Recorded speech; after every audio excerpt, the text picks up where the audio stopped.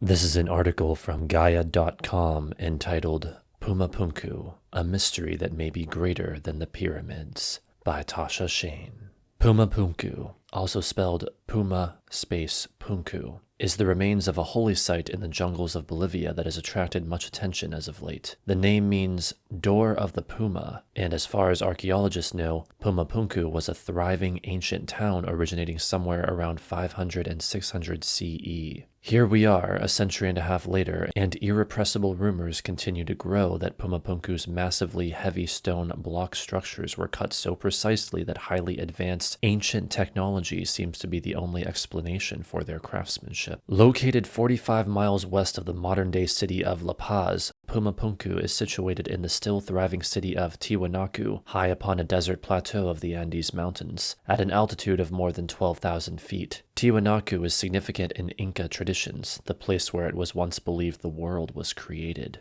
In this isolated part of the world stand amazing smooth stone structures featuring precision-made cuts, clean right angles, and expertly fitted joints. The megaliths are among the largest on Earth, with some weighing several tons. While many of the structures are still standing centuries after their inhabitants disappeared, most of the buildings are scattered and broken around the area, leaving researchers to wonder what possibly could have tossed around impossibly heavy buildings. Until recently, due to the condition and placement of so many stones laid strewn across the landscape, there was really no way of quote-unquote seeing what Pumapunku may have looked like during its peak. Owing to the work of University of California, Berkeley researchers, Pumapunku mapping has brought the ancient archaeological site into perspective. Using historical data, 3D printed pieces, and architectural software, Berkeley archaeologist Alexei Voronich's virtual reconstruction of Pumapunku provides a glimpse into the structure's original appearance.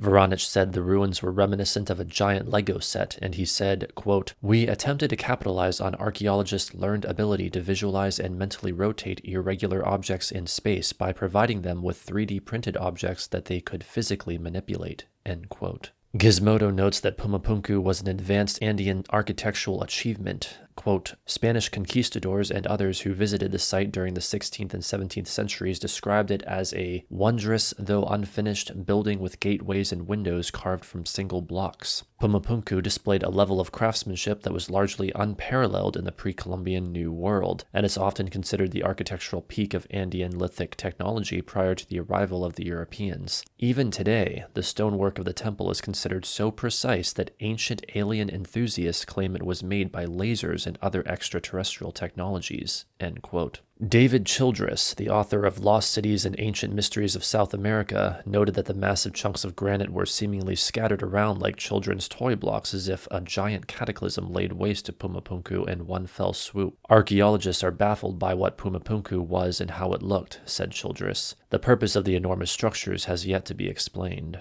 One fact that is undeniable, however, is that the entire region and its people were important in the ancient world of South America. Theirs was the dominant culture of the Lake Titicaca Basin, with an empire covering vast amounts of area in present-day Bolivia, Peru, and Chile. Just after World War II, Austrian archaeologist Arthur Poznański had a hypothesis that was far ahead of his time. His writings about the Pumapunku stones in Tiwanaku have been kept alive by Graham Hancock and other writers who defer to Poznański's dating of the site to support their theories. Poznański, who worked at the site for decades, estimated that Pumapunku was far older than academics surmised. By examining the ruins and their relationship to the stars, the archaeologist dated the ruins to be an astounding 15,000 years old. As with so many areas featuring crafted structures of such weight and size, some of which are more than 20 feet tall and tens of thousands of pounds, skeptics of academic conclusions begin with the same questions. Quote, "How were these structures built, and who really built them?"